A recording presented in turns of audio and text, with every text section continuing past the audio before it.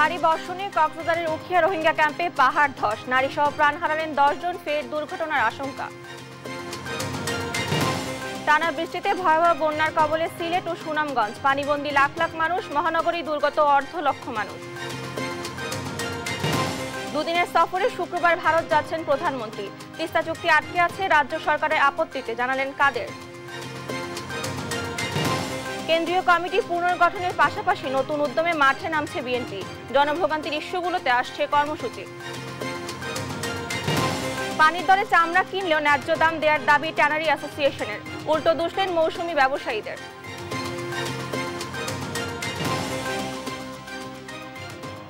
আমন্ত্রণ সংবাদটাতে দেখছিলেন AKS team টিভার সংবাদ শিরোনাম, সঙ্গে আছি আমি ডানা ইসলাম। এবারে বিস্তারিত। ভারী বৃষ্টিতে কক্সবাজারের উখিয়া রোহিঙ্গা ক্যাম্পে পাহাড় ধসে 7 রোহিঙ্গা সহ 10 জনের মৃত্যু হয়েছে। নিহতদের মধ্যে 2 জন স্থানীয় বাসিন্দা বলে জানা গেছে।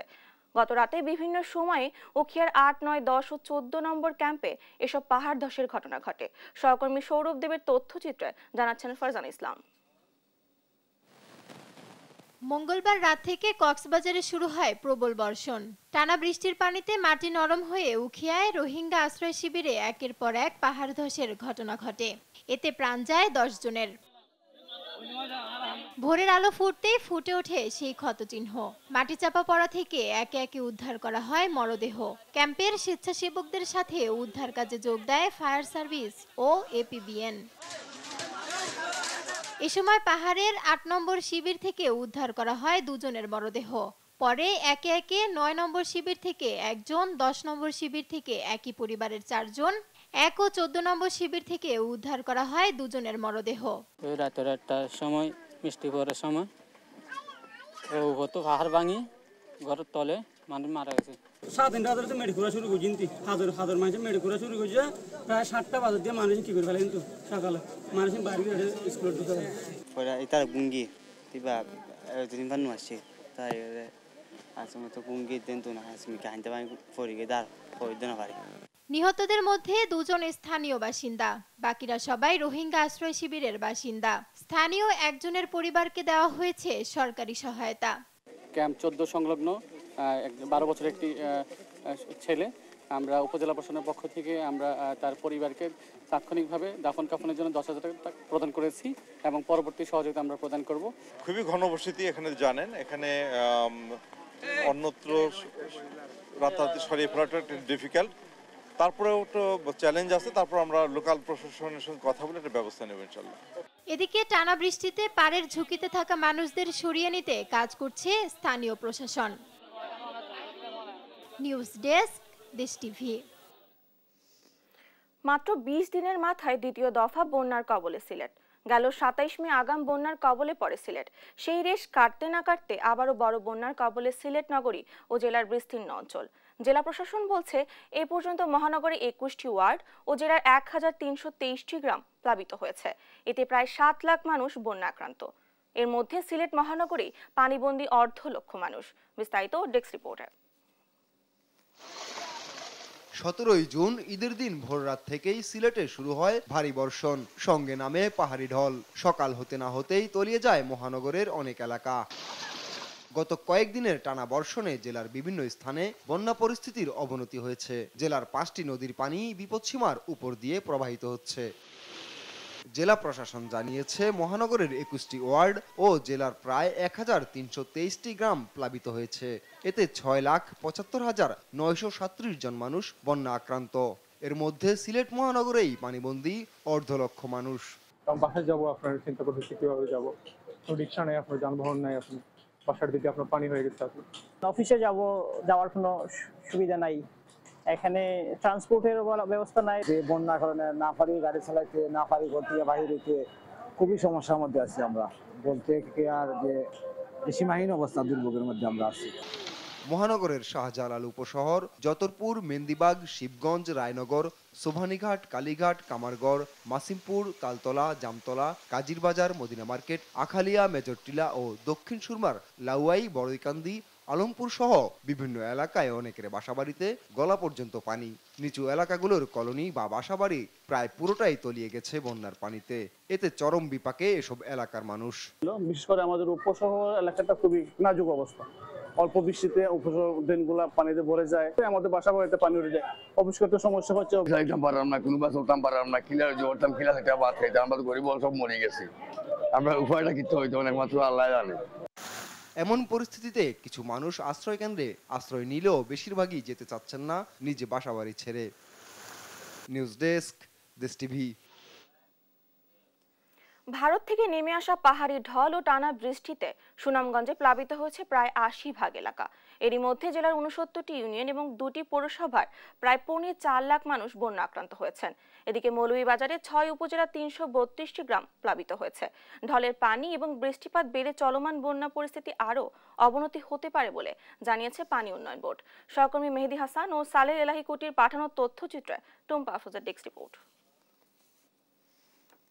সুনামগঞ্জে গত দুদিন পাহাড়ি ঢল ও বর্ষণে বাড়তে শুরু করেছে পানি। প্লাবিত হচ্ছে নতুন নতুন এলাকা। বর্তমানে ছাতক, দোয়ারা বাজার সদর উপজেলা সহ জেলার প্রায় ৮০% এলাকা প্লাবিত হয়েছে। সুরমা নদীর পানি বিপদসীমার ৬০ সেন্টিমিটার উপর দিয়ে প্রবাহিত হচ্ছে। আর ছাতক পয়েন্টে সুরমা নদীর পানি এবং তাহিরপুর উপজেলার জাদুকাটা নদীর পানির গতি আগের চেয়ে কিছুটা কমেছে।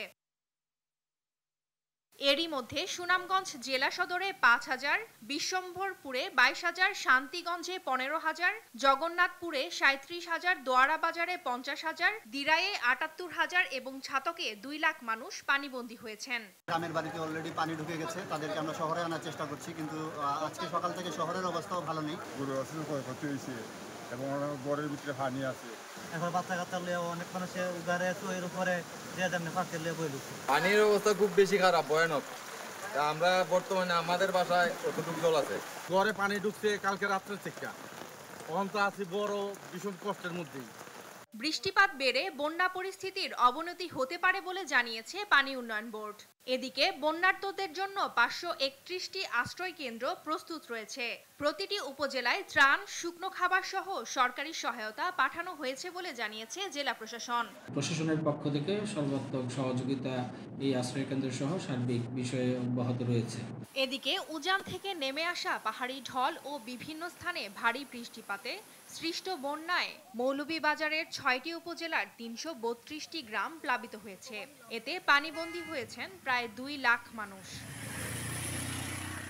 বুধবার সকাল পর্যন্ত ধলাই নদীর পানি রেলওয়ে ব্রিজ এলাকায় বিপদসীমার ২৩ সেন্টিমিটার, মনু নদীর পানি ৮ সেন্টিমিটার, জুড়ি নদীর পানি ১৯৯ সেন্টিমিটার এবং কুশিয়ারা নদীর পানি বিপদসীমার ১২ সেন্টিমিটার উপর দিয়ে প্রবাহিত হচ্ছে। বন্যা মোকাবেলায় জেলায় ৯৮টি আশ্রয় কেন্দ্র, ৫৬টি মেডিকেল টিম প্রস্তুত রাখা সহ দুর্গতদের জন্য ত্রাণ সরবরাহ উদ্ধারে কাজ করছে জেলা প্রশাসন। ভারী বর্ষণ সহ উজান থেকে নেমে আসা ঢলে রংপুরের প্রধান নদ নদীর পানি বাড়া অব্যাহত রয়েছে। এরই মধ্যে কাউনিয়া পয়েন্টে তিস্তা নদীর পানি বিপদসীমা অতিক্রম করেছে। অন্য নদ নদীর পানি বেড়েই চলেছে। নদী তীরবর্তী নিম্নাঞ্চলে পানি উঠতে শুরু করেছে। পরবর্তী ৪৮ ঘন্টার মধ্যে রংপুরের নিম্নাঞ্চলে স্বল্পমেয়াদী বন্যা সৃষ্টি হতে পারে বলে জানিয়েছে পানি উন্নয়ন বোর্ড। নিম্নাঞ্চলের কিছু কিছু স্থানে পানি উঠেছে, বন্যার পানি, বাট মূলভূমিতে এখনো বন্যা আক্রান্ত হয়নি। আগামী ২৪ থেকে ৪৮ ঘন্টায় এভাবেই পানি ওঠানামা করবে। টুম্পা আফরোজ, নিউজ ডেস্ক, দেশ টিভি। দুদিনের সফরে শুক্রবার ভারত যাচ্ছেন প্রধানমন্ত্রী শেখ হাসিনা। সড়ক পরিবহন ও সেতুমন্ত্রী ওবায়দুল কাদের জানিয়েছেন, দ্বিপাক্ষিক বিভিন্ন ইস্যু নিয়ে আলোচনা হতে পারে, তবে তিস্তা চুক্তি আটকে আছে ভারতের রাজ্য সরকারের আপত্তিতে। এক্ষেত্রে রাজ্য সরকারের সাথে বাংলাদেশের আলোচনার সুযোগ নেই বলে উল্লেখ করেন ওবায়দুল কাদের। বিস্তারিত জয় যাদব রিপোর্টার। গেল ৮ জুন ভারতের প্রধানমন্ত্রী নরেন্দ্র মোদীর আমন্ত্রণে তার তৃতীয় মেয়াদে শপথ অনুষ্ঠানে যোগ দিতে ভারত গিয়েছিলেন প্রধানমন্ত্রী শেখ হাসিনা। ১৫ দিনের ব্যবধানে দ্বিপাক্ষিক সফরে আবারও ভারত যাচ্ছেন প্রধানমন্ত্রী। প্রধানমন্ত্রীর সফর নিয়ে আওয়ামী লীগ সাধারণ সম্পাদক সড়ক পরিবহন ও সেতুমন্ত্রী ওবায়দুল কাদের বলেন, দ্বিপাক্ষিক নানা বিষয় নিয়েই আলোচনা হবে এই সফরে। গঙ্গা চুক্তি আগেই হয়েছে, এখন আমরা তিস্তা আর ফেনী নদীর কথা সহ ভিন্ন নদীর পানি বন্টন নিয়ে বলি, সেগুলো আলাপ আলোচনা পর্যায়ে রয়েছে। আলোচনা হলে কি অগ্রগতি হয় সেটা দিকেও আমরা অবশ্যই চেয়ে থাকব। তিস্তা চুক্তি নিয়ে সাংবাদিকদের প্রশ্নের জবাবে তিনি বলেন, এটি আটকে আছে ভারতের রাজ্য সরকারের আপত্তির কারণে। তিস্তা সেখানে রাজ্য সরকারের একটা সাপোর্টের বিষয় আছে, এটা তো ভারত সরকারের বিষয়। তারা তাদের রাজ্য সরকারকে এ ব্যাপারে সূচক অবস্থানে নিয়ে আসবে, এটা তো সেন্ট্রাল গভর্নমেন্ট ফেডারেল গভর্নমেন্টের কাজ ভারতের। এখন ভারতের কোনো রাজ্য সরকারকে এ ব্যাপারে পার্সু করা, তাদের সাথে আমাদের তো আলোচনার কোনো সুযোগ। দুদিনের রাষ্ট্রীয় সফরে শুক্রবার দুপুরে ভারতের উদ্দেশ্যে রওনা দেবেন প্রধানমন্ত্রী শেখ হাসিনা। সমাধান তো হয়েছে। জয় যাদব, দেশ টিভি, ঢাকা। কেন্দ্রীয় কমিটি পুনর্গঠনের পাশাপাশি নতুন কর্মসূচি নিয়ে মাঠে নামছে বিএনপি। নেতারা বলছেন, বাধা আসবে জেনেই আগাম প্রস্তুতি নিচ্ছেন তারা। এবার সাধারণ মানুষের সমর্থন আদায়ে কর্মসূচি গ্রহণের সময় জনভোগান্তি ইস্যুগুলোকে প্রাধান্য দেওয়া হবে বলেও জানান তারা। বিস্তারিত সাইফুল রিপনের প্রতিবেদনে। দ্বাদশ জাতীয় সংসদ নির্বাচনের পর নির্দলীয় নিরপেক্ষ সরকারের অধীনে নির্বাচন আদায়ে সরকার পতনের এক দফার যুগপৎ আন্দোলনে অনেকটাই ভাটা পড়ে। গেল কয়েক মাসে হাতে গোনা কয়েকটি কর্মসূচি ছাড়া অনেকটাই ধীরে চলার নীতিতে রয়েছে দেশের রাজপথের প্রধান বিরোধী দল বিএনপি। চলমান আন্দোলনের ফসল ঘরে তুলতে না পারলেও নিজেদের ব্যর্থ বলতে নারাজ বিএনপি। প্রাত্যহিক জীবনের যে দুর্দশা এবং দুর্ভোগ এবং সৎভাবে আয় করা মানুষের যে জীবনের কি যন্ত্রণা এখন, সেইটাকেই সামনে এগিয়ে নেওয়া যাওয়ার জন্য এবং সেই সমস্যার সমাধানের জন্য আমরা আমাদের সুনির্দিষ্ট কর্মসূচি গ্রহণ করেছি, যার কিছু কিছু আমরা ইতিমধ্যেই শুরু করেছি এবং বাকিগুলো আমরা সামনে আরও বেশি করে করব। পরিস্থিতির আলোকে আন্দোলন সংগ্রামের কৌশল তৈরি করছেন। অচিরে দেখবেন, আমরা আগে বলি যে আমরা ব্যর্থ নয়, জনগণ আমাদের সাথে আছে। আমরা ব্যর্থ হচ্ছি ওই জায়গায় কিছু সংখ্যক সরকারি কর্মকর্তা কর্মচারীর কারণে আজকে আমাদের আন্দোলনকে ব্যাঘাত করে তুলছে। সেটা থেকে আমরা প্রতিহত করে ইনশাল্লাহ এগিয়ে যাব। সরকারের পতন নিশ্চিত করার মতো কার্যকরী আন্দোলন নিয়ে ফের মাঠে নামার সময় খুব বেশি দূরে নয় বলছেন বিএনপির ভাইস চেয়ারম্যান আব্দুল আউয়াল মিন্টু। অনেকগুলা কারণ বিদ্যমান আছে, যে কারণগুলোর জন্য সরকারের পতন হইতে বাধ্য। আমরা যে পতন ঘটানোর জন্য আন্দোলনের যে গতি যে প্রকৃতি দরকার সেভাবেই এবার আন্দোলন করা হবে, কিন্তু যথাসময় এবং সেই সময় আবার বেশি দূর না। অগণতান্ত্রিক শক্তির সাথে লড়ার নতুন কৌশল নিয়ে এগুলেও তা নিয়ে বিস্তারিত জানাতে চান না বিএনপির স্থায়ী কমিটির এই সদস্য। বলেন, লক্ষ্য অর্জনে বসে নেই বিএনপি। সরকারও বসে নাই আমাদের দমন করার জন্য, আর আমরাও বসে নাই আমাদের দাবি অর্জনের পথ তৈরি করার জন্য। অনৈতিকতাটাই যাদের সম্বল সরকারে থাকা, তাদেরকে আন্দোলনের মাধ্যমে সরাইতে তো সময় তো লাগবে। আর নৈতিকতা বোধ, লজ্জাবোধ, মনুষ্যত্ব বোধের যেখানে অভাব থাকে, পশুবৃত্তিটা যেখানে মূল শক্তি, সেখানেও তো সময় লাগবে। আমরা ক্লান্ত না, আমরা বিভ্রান্ত না। বর্তমান সরকার সব দিক থেকেই দুর্বল বলেও মনে করেন বিএনপির এই নীতি নির্ধারক। সরকার যে মাথাটা যে ঘুরায়, সরকার ভালো করে জানে, খুব ভালো করে জানে। সরকার যে দুর্বল কথাবার্তাই মনে হয়। সাইফুল রিপন, দেশ টিভি, ঢাকা। দেখছেন সংবাদ রাত। এবার জানাবো ডেটল অ্যান্টিসেপটিক সোপের সৌজন্যে পরিচ্ছন্নতার খবর।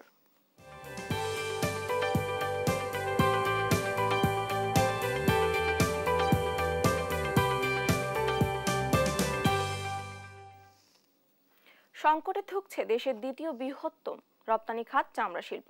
বিশ্ববাজারের সাথে তাল মেলাতে না পারায় পিছিয়ে যাচ্ছে এ খাত। ঈদকে কেন্দ্র করে সরকার চামড়ার দাম নির্ধারণ করে দিলেও তার প্রভাব নেই বাজারে। নানা অজুহাত দেখিয়ে কম দামে চামড়া কিনছেন এ খাতের ব্যবসায়ীরা। যদিও সংবাদ সম্মেলনে এসে আবার নিজেদের পক্ষেই সাফাই গেলেন ট্যানারি মালিকদের নেতারা। মাজহারুল ইসলামের রিপোর্টে থাকছে বিস্তারিত। অন্যান্য বছরের মতো এবারও পানির দামে চামড়া বিক্রি করতে হয়েছে কুরবানি দাতাদের। সরকারের বেঁধে দেওয়া দামে চামড়া কিনে বড় লোকসানের মুখে পড়েছেন মৌসুমি ব্যবসায়ীরা। কিন্তু ঈদ পরবর্তী সংবাদ সম্মেলনে এসে বাংলাদেশ ট্যানার্স অ্যাসোসিয়েশনের নেতারা দাবি করলেন সরকারের বেঁধে দেওয়া দামেই ব্যবসায়ীরা চামড়া সংগ্রহ করছে। মৌসুমি ব্যবসায়ী আপনার কিন্তু 500-600 টাকা এই চামড়া কিনেছে, কিন্তু ট্যানারি মালিক কিন্তু কোনোভাবেই আপনার কিন্তু 800-র উপরের আপনার দাম দিয়ে আপনার কিনেছে, 800 টাকা থেকে 1000 টাকা পর্যন্ত। উৎপাদন ব্যয় বাড়ছে এবং পাশাপাশি আমার যে ব্যাকওয়ার্ড লিঙ্কেজ এখানে আপনার প্রতিষ্ঠিত হয়নি, আমার কেমিক্যাল কোনো ইন্ডাস্ট্রি প্রতিষ্ঠিত হয়নি, অথচ আমাদের পার্শ্ববর্তী দেশ ভারতেও কিন্তু 90% আপনার কিন্তু ব্যাকওয়ার্ড সাপোর্ট দিচ্ছে, অথচ আমাদের এখানে একটা শিল্প প্রতিষ্ঠানও গড়ে ওঠে নাই। ট্যানার্স অ্যাসোসিয়েশনের সাধারণ সম্পাদক উল্টু চামড়ার দাম না দেওয়ার দায় চাপালেন মৌসুমি ব্যবসায়ীদের উপর। কোরবানির সময় দামটা বাণিজ্য মন্ত্রণালয়ের সহায়তায় আমরা যেটা নির্ধারণ করে থাকি, সেটা একমাত্র উদ্দেশ্য হচ্ছে সিজনাল ব্যবসায়ীরা যেন খুব সহজে চামড়াটা কিনতে পারে, তাদের উদ্দেশ্যে কিন্তু চামড়ার দামটা নির্ধারণ করা। তো সেই ক্ষেত্রে কিন্তু ট্যানারি মালিকরা লবণযুক্ত চামড়াই কিনে, দামটা ওইভাবে দেওয়া হয়। তো আমরা মনে করি যারা সিজনাল ব্যবসায়ী তাদের জানা উচিত, বোঝা উচিত লবণযুক্ত দাম কত আর লবণ ছাড়া কত। নিজেদের সীমাবদ্ধতার কথা তুলে ধরে এফবিসিসিআইয়ের সহ সভাপতি আমিন হেলালি বলেন, একদিনে সব চামড়া সংগ্রহ করা সম্ভব না। একদিনে এত পশুর চামড়া একদিনে বা এক সপ্তাহের মধ্যে এগুলো বা এক মাসের মধ্যে প্রসেস করা সম্ভব নয়। এটা একটা আপনারা জানেন যে প্রায় 50% আমাদের টোটাল যে ক্যাপাসিটি তার 50% আমাদের কোরবানির ঈদ থেকেই আসে। সুতরাং আমি মনে করি এটা আর একটু আধুনিক ব্যবস্থাপনায় আমাদের যাওয়া উচিত, সবাই সম্মিলিত প্রচেষ্টার মাধ্যমে। দেশে মোট চামড়ার 50 সংগ্রহ হয় কুরবানির ঈদে। তবে চামড়ার দাম দিন দিন কমে যাওয়ার যেসব কারণ ট্যানারি মালিকরা তুলে ধরলেন, বাস্তবতার সঙ্গে তার তেমন মিলই খুঁজে পাওয়া যায় না। মাজহারুল ইসলাম, দেশ টিভি, ঢাকা। সংবাদটাতে আরো থাকছে।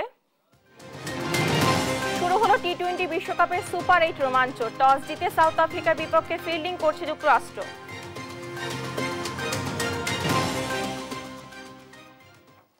গ্রীষ্মের খরতাপের ধূসর নাগরিক জীবন আর রুদ্র প্রকৃতিতে প্রাণের স্পন্দন জাগায় বর্ষা। এই ঋতু যেন বাঙালি জীবনের নতুন প্রাণ সঞ্চারকারী। তাই তো বর্ষাকে উপভোগ করতে ঘুরতে বেরিয়েছেন অনেকেই। আবহাওয়াবিদরা বলছেন আগামী 2 থেকে 3 দিন সারা দেশে কোথাও না কোথাও বৃষ্টির সম্ভাবনা রয়েছে। তবে রংপুর, ময়মনসিংহ, চট্টগ্রাম, সিলেটে ভারী থেকে অতি ভারী বৃষ্টিপাত হবে বলে জানিয়েছেন আবহাওয়াবিদ। সাবরিনা মজুমদার রিপোর্টে থাকছে বিস্তারিত।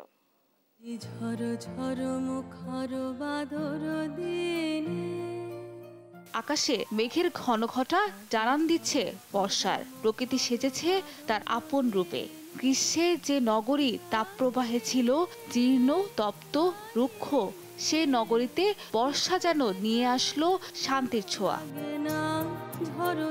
কেবল কাব্য কবিতার সঙ্গেই নয়, বর্ষা মিশে আছে বাঙালির জীবনের সঙ্গেও। তাই তো পিচ ঢালা নগরীতে বর্ষাকে উপভোগে বেরিয়েছেন কেউ কেউ।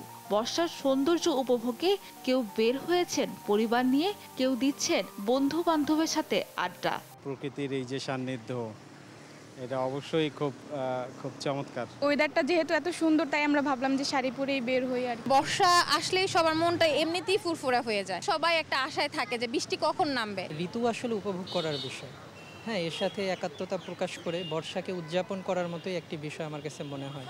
আবহাওয়াবিদরা বলছেন আগামী 2 থেকে 3 দিন সারা দেশে কোথাও না কোথাও বৃষ্টি হবে। তবে রংপুর, ময়মনসিংহ, চট্টগ্রাম, সিলেটে ভারী থেকে অতি ভারী বৃষ্টিপাত হতে পারে। আগামীকালকে থেকে বৃষ্টির আমাদের প্রবণতা এখন দেখতে পাচ্ছি সারা দেশে, অথবা সারা দেশে এটা আরও বৃদ্ধি পেতে পারে আগামী কয়েকদিন। রংপুর, ময়মনসিংহ এবং সিলেট এবং চট্টগ্রাম, এই 4টা বিভাগে আমাদের ভারী থেকে অতি ভারী বর্ষণ হতে পারে। ভারী বর্ষণের কারণে চট্টগ্রাম ও সিলেট বিভাগে পাহাড়ি এলাকায় কোথাও ভূমিধসের আশঙ্কার কথাও জানিয়েছে আবহাওয়া অফিস।